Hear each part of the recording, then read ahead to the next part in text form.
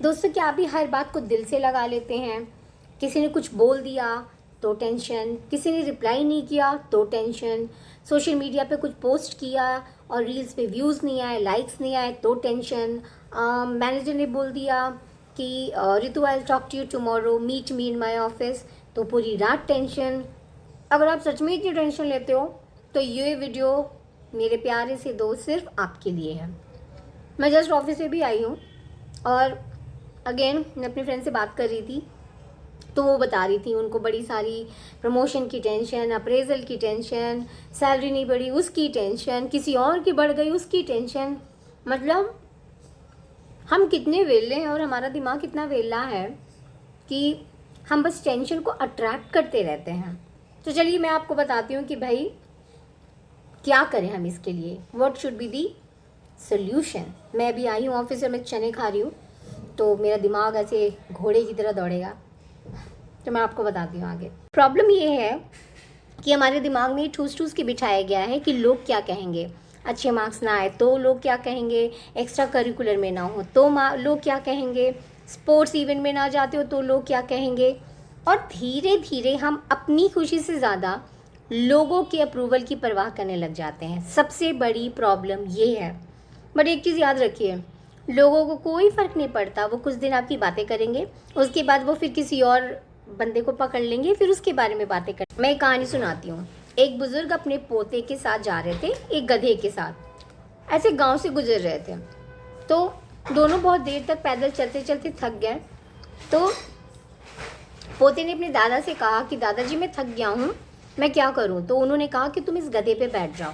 जब वो थोड़ी दूर तक चलते गए तो कुछ गांव वाले मिले और उन्होंने कहा कि अरे रे देखो, इतने बूढ़े हैं इसके दादाजी और खुद ही गधे पे बैठ गया है, कैसा गंदा सा लड़का है ये। वो उतर गया, उसने अपने दादाजी को बिठा दिया उस गधे पे। थोड़े आगे जाने के बाद कुछ लोगों ने देखा कि अरे रे देखो कैसा सेल्फिश दादा है, इतना बेचारा छोटा पोता है और खुद ही गधे पे बैठ गया और उसको पैदल चला रहा है। उसके दादा उतर गए, पैदल चलने लगे। फिर कुछ दूर आगे जाने के बाद कुछ लोग थे और हंसने लगे कि अरे देखो इनके पास गधा है, फिर भी दोनों पैदल चल रहे हैं। कहने का मतलब ये है कि आप ए करो तो भी लोग हंसेंगे, बी करो तो भी लोग हंसेंगे, ए बी दोनों करो तो भी लोग हंसेंगे। तो लोगों से आपको फ़र्क पड़ना ही नहीं चाहिए, जो मर्ज़ी करो, बिंदास रहो।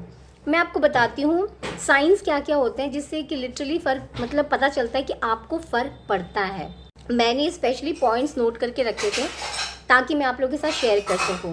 देखिए, पहला साइन है that you care too much, you care too much about people. पहला, हर किसी को खुश रखने की कोशिश करना। ये मैं भी करती हूँ वैसे तो, कि सब खुश रहें, कोई मेरी वजह से उदास ना हो, which is very bad habit. No बोलने से डरना, ना बोलने से हमेशा डर लगता है जो लोग दूसरों की बहुत केयर करते हैं। हर क्रिटिसिज्म को पर्सनल लेना, कोई भी किसी ने कुछ बोल दिया बुरा लग जाना। दूसरों से अपनी लाइफ कंपेयर करना कि अरे ये यहाँ घूमने शिमला जा रहा है तो मैं भी शिमला क्यों नहीं जा रही, ये मनाली जा रहा है तो मैं भी मनाली क्यों नहीं जा रही, इसके पास ऑडी है तो मेरे पास क्यों नहीं है, वगैरह वगैरह। हर डिसीजन से पहले सोचना लोग क्या कहेंगे। मतलब घुमा फिरा के बात वही आती है कि लोग क्या कहेंगे। तो भाई अब करें क्या? प्रॉब्लम तो हमने डिस्कस कर लिया कि ओ ये है ये है ये, लेकिन प्रॉब्लम का सोल्यूशन क्या है मैं बताती हूँ। पहला, सबको खुश रखना बंद कीजिए। आप पिज़्ज़ा नहीं है कि सबको खुश रखिएगा और सबको पसंद आइएगा, तो ये करना आप बंद कीजिए। दूसरा, नो कहना सीखिए। जहाँ आपको लगता है कि ज़रूरत नहीं है आपकी, या फिर आप ज़बरदस्ती घुस रहे हैं, या फिर वो चीज़ आपको खुशी नहीं दे रही, आप अंदर से उस चीज़ के लिए एक्सेप्टेंस नहीं है, आपका मन नहीं है वो करने के लिए, तो वो नो करना सीखिए। अगर आप 4 रोटियां खाते हो, किसी ने आपको 5 दे दी, आपने चलो नो नहीं बोला, खा लिया। आपने 6 खा ली, आपने नो नहीं बोला, ज़बरदस्ती में खा ली। आपने 7 खा ली, 8 खा ली, नो नहीं बोला। बाद में प्रॉब्लम किसको होगी, दर्द किसको होगा, आप ही को होगा ना, किसी को फ़र्क नहीं पड़ता है।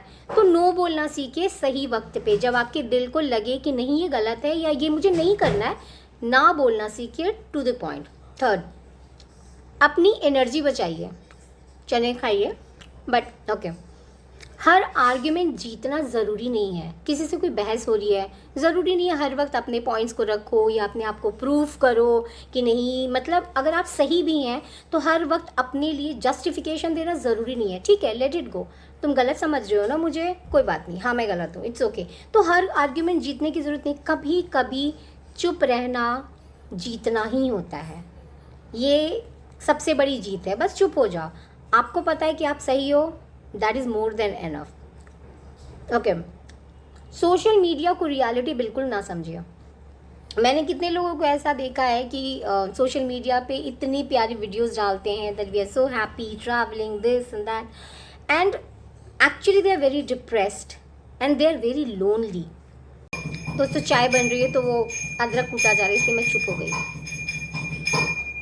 ओके, तो सोशल मीडिया जो होती है किसी की भी, अब मेरा सोशल मीडिया इंस्टाग्राम या जो भी मैं यूज़ करती हूँ फेसबुक, उस पर मैं अच्छा ही दिखाऊंगी ना, उस पर मैं ऐसे रोते हुए थोड़ी ना दिखाऊंगी, मुझे तो वहाँ पे मुझे अपने फ्रेंड्स को दिखाना है।